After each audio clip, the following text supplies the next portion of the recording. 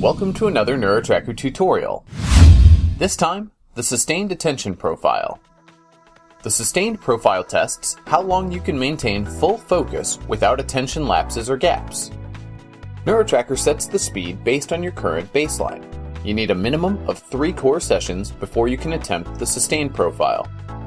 Over the course of 20 trials, you have to track your targets for varying lengths of time. When you're successful, you have to track for longer, and vice versa.